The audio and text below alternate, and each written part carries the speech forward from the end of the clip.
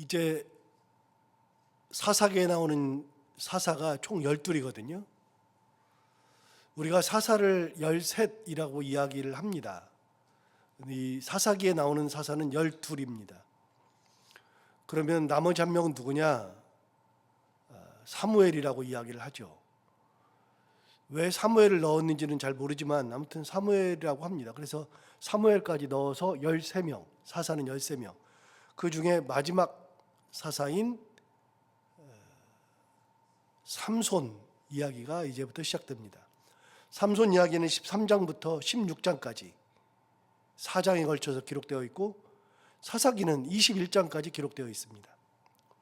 그러므로 삼손이 죽은 다음에 17장부터 18, 19, 20, 21장 이 나머지 장에는 사사가 없는 이스라엘 사람들의 삶, 그들이 어떻게 살았는지 그런 이야기들을 쭉 기록하고 있죠. 그래서 어쨌든 13장부터 16장까지 나오는 마지막 사사인 삼손 이야기가 지금부터 시작됩니다. 그럼 삼손의 이야기의 시작, 출발점이 무엇인가? 1절을 보시면 이스라엘 자손이 다시 여호와의 목전에 악을 행하였으므로, 여기까지 보시면 이미 답이 나와 있죠. 여러분, 사사 시대에 많이 나오는 단어가 다시 혹은 또라고 하는 단어입니다. 두 번째는 공통적으로 많이 나오는 단어가 여호와의 목전에서, 그 다음에 악을 행하였다, 이렇게 나옵니다. 이건 이미 앞에서 다 살펴본 거니까요. 그런데 이 공통적으로 나오는 이 단어 패턴이 똑같이 등장합니다.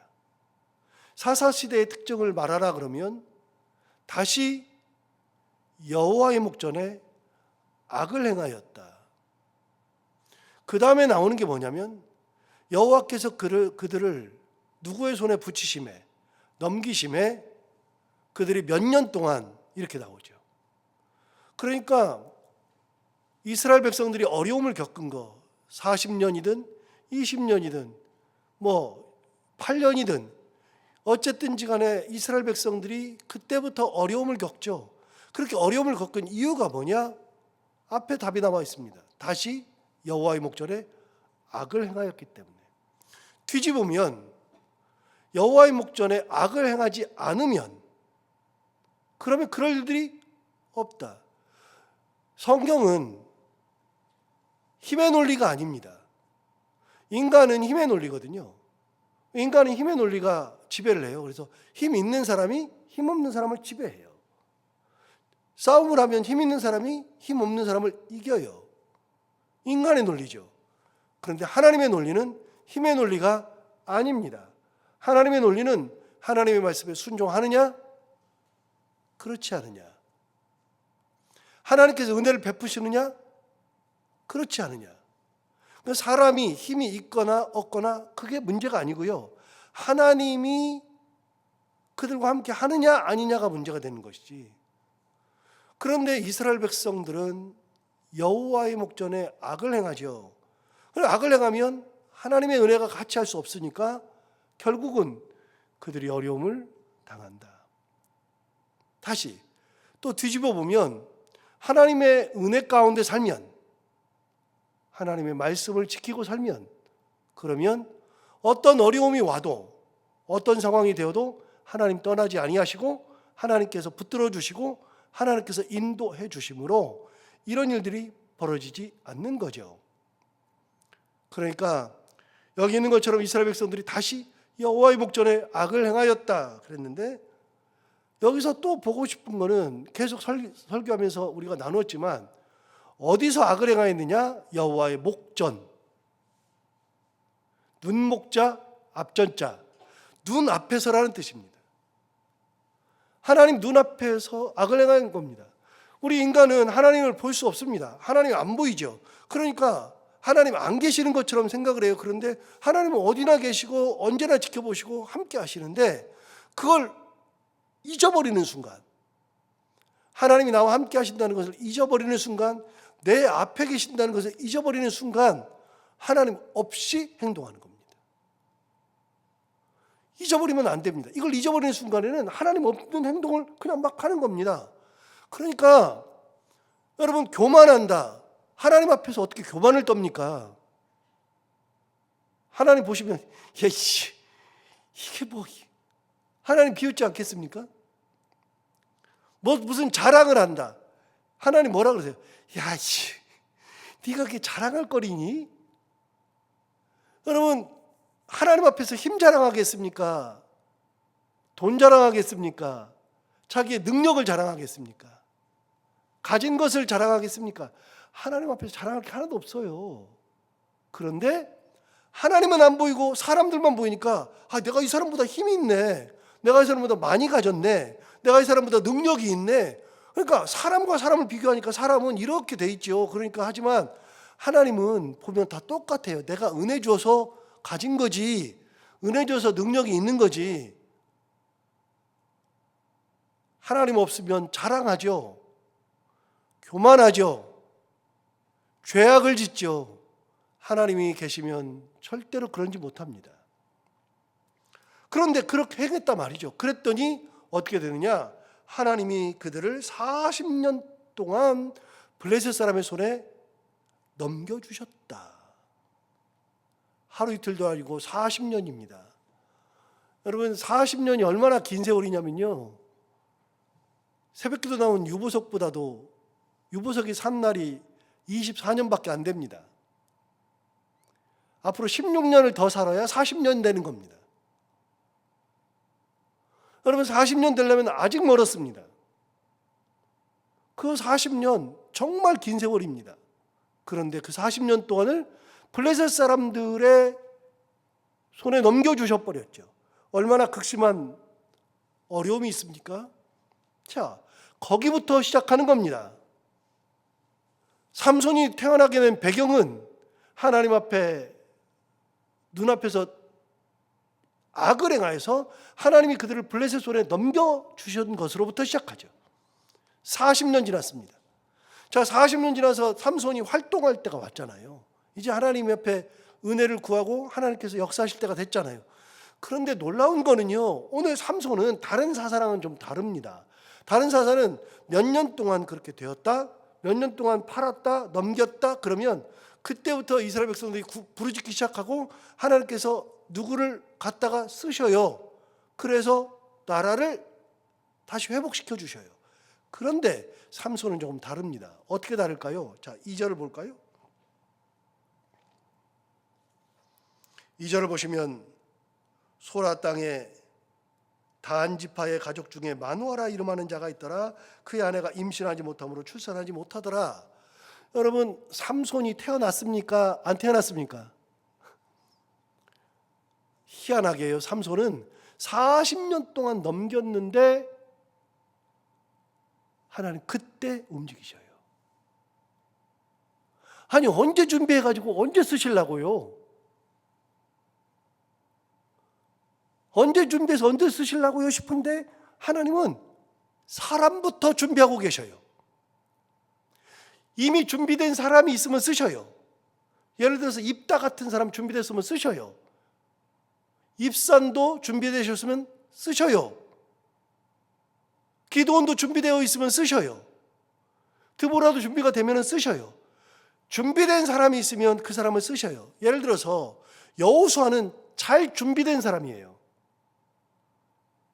여호수아는 모세와 함께 있으면서 모세의 수종이 되면서 모세로부터 많은 것을 배우고 하나님을 만나고 하나님의 말씀을 듣고 하나님의 은혜 가운데 살고 하나님의 뜻대로 행하고 이거를 40년 동안 준비가 다 돼 있어요. 그러니까 여호수아는 준비된 존재로서 쓰셔요. 그러나 하나님이 모세는 준비부터 하셔요. 희한하죠? 하나님은 사람을 준비할 때부터 이미 쓰시기 시작하는 거예요. 하나님은 예수님을 준비시켜요. 이 선지자들이 그렇게 700년 가장 오래된 예수님을 증거했던 선지자들 중에 이사야가 있는데 이사야는 주전 7세기거든요. 그러면 한 700년 정도 이렇게 된 그런 선지자인데 그때부터 예수님에 대해서 증거하기 시작해요. 하나님은 준비된 사람을 쓰세요. 모세는요. 모세는 진짜 하나님께서 그때부터 불러요. 이스라엘 백성들이 부르짖을 때부터. 그래서 80년을 훈련시켜가지고 쓰셔요. 다윗도 똑같아요.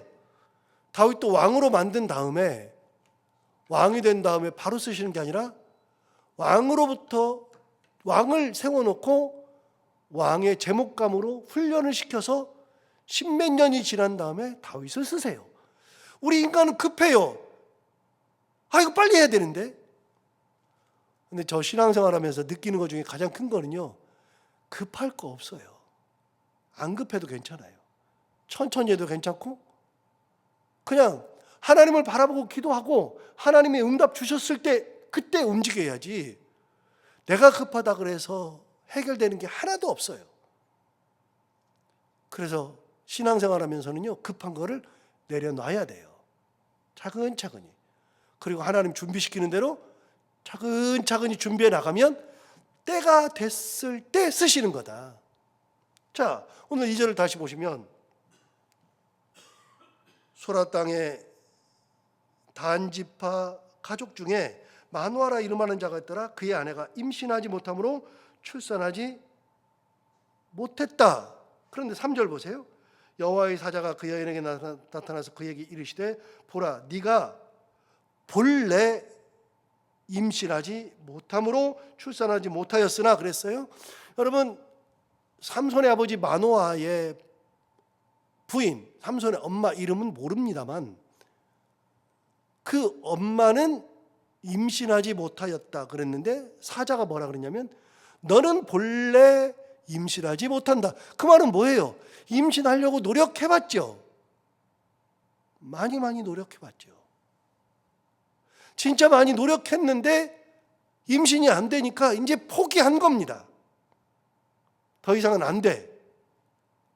나이는 많이 들어갔고 아예 안 되니까 나는 안 되나 보다 그러고서 포기한 겁니다. 노력을 안 한 게 아니죠. 노력을 했겠죠. 그러면 나에게서 더 이상 애가 나올 수 없다는 것을 뻔히 아는 거죠. 더 이상 못 나와요. 내 아이는 없어요. 그런데 내 아이가 없는데 그럼에도 불구하고 하나님께서 그를 부르셔요. 그리고 삼손을 그의 가정에서 태어나게 하시죠. 불가능을 가능하게 만드시는 하나님. 그렇게 하나님께서 삼손의 가정을 정하시고 그를 불러서 임신하게 만드는 그런 것부터, 아예 안 되는 것부터 시작해요. 아예 안 돼. 포기했어. 이미 나는 끝났어. 그런데 하나님이 그 집안을 택하셔요. 그리고 삼손을 그 집에서 준비시키죠. 4절 볼까요?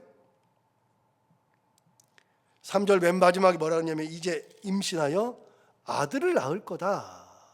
그러시면서 4절에 그러므로 너는 삼가 포도주와 독주를 마시지 말며 어떤 부정한 것도 먹지 말라 그랬습니다.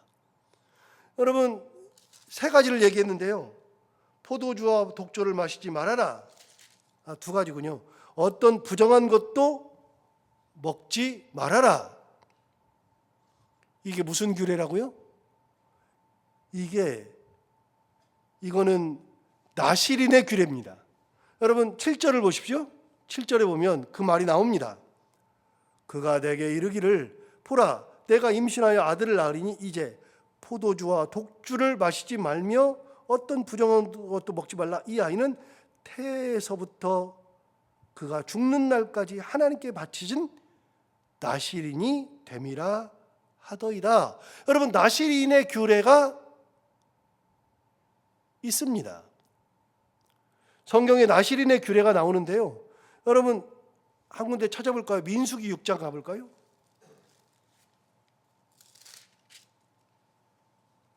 제가 가지고 있는 성경으로 203페이지.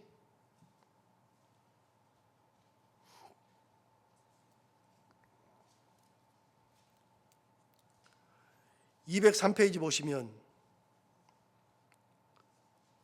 6장 1절에 보시면 1절 위에 제목이 뭐라고 되어 있냐면 나실인의 법이라고 되어 있습니다.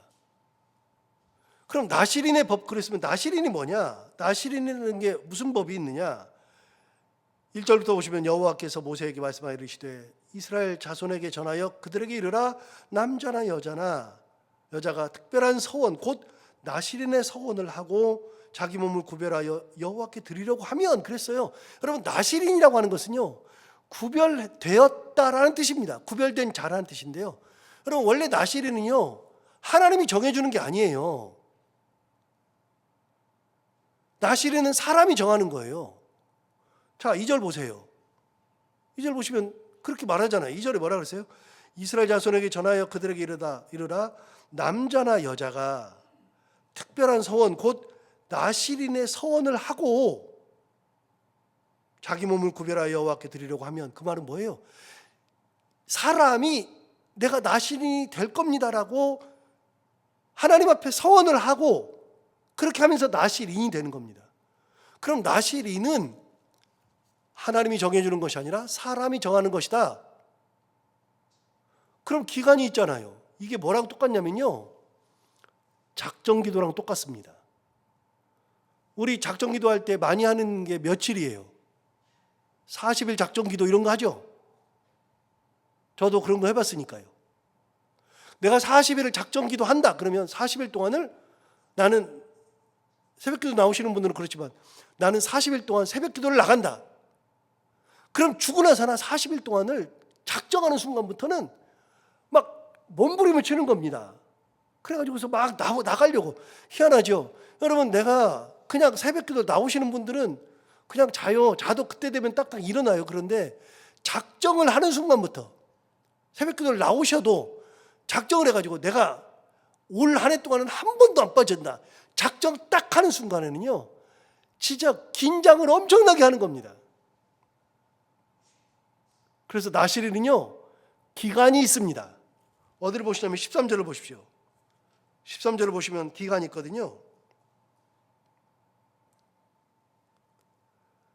나실인의 법은 이러하니라 자기의 몸을 구별한 날이 차면 자기 몸을 구별한 날 나실인의 기간이 차면 그러니까 내가 30일 나실인의 기간은요 자기가 정해요.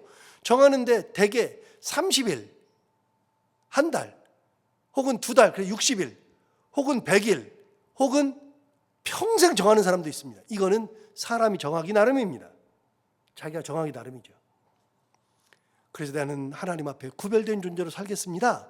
그렇게 사는 거죠. 자, 그러면 나실인은 어떻게 해야 되느냐? 3절을 보세요. 3절에. 자, 3절. 포도주와 독주를 멀리하며 아까 나왔네요.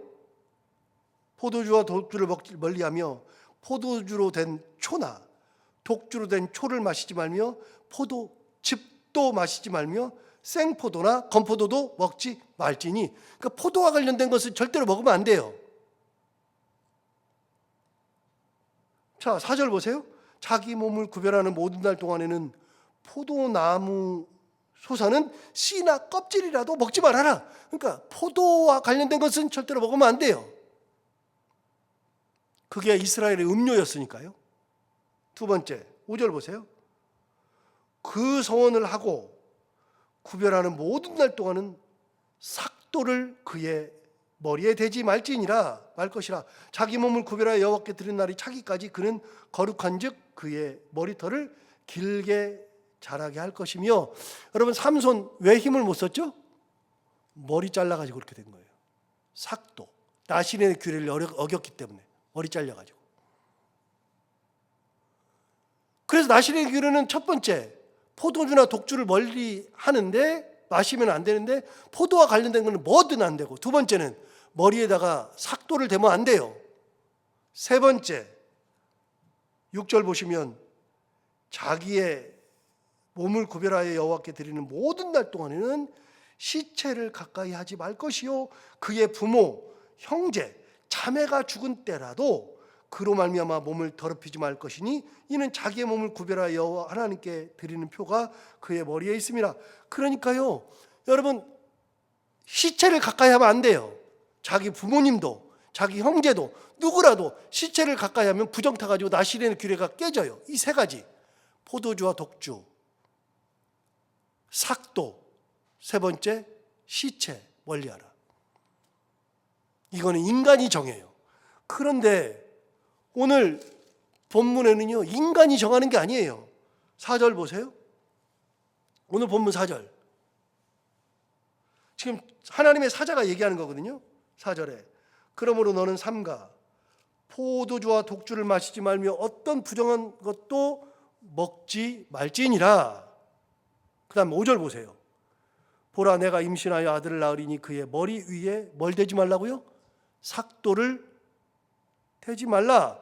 이 아이는 태에서 나옴으로부터 하나님께 바쳐진 뭐가 돼요?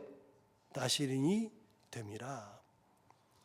희한하게 나실인의 규례를 이렇게 규례는 기본적으로 인간이 자기에게 정하는 거예요. 하나님 앞에 서원을 할 때 정하는 건데, 성경에 하나님이 나실인으로 정해준 사람은 삼손이에요.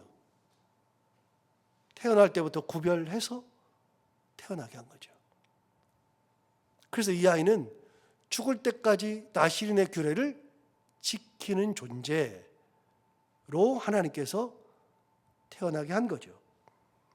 여러분, 그러니까 삼손이 태어난 것은 뭐 그 가정이 위대하거나 뭐 그 아버지가 마노아가 대단하거나 그런 게 아니에요. 하나님께서 그 가정을 그냥 정하신 거예요. 그 다음에 삼손을 주신 것도 하나님께서 그냥 주신 거예요. 그 민족을 구별해서 민족을 구원하는 것도 하나님께서 일방적으로 주시는 거예요. 은혜 가운데 다 되는 거죠. 그래서 이걸 보면 알 수 있어요. 하나님의 은혜 가운데 사는 것이 얼마나 중요한 것인가. 은혜를 잃어버리면 넘어가죠. 넘겨버리시죠. 은혜가 임할 때 그 가정에 하나님의 은혜가 임할 때 아이를 기다리는 가정, 포기한 가정에도 하나님께서 아이를 주시죠.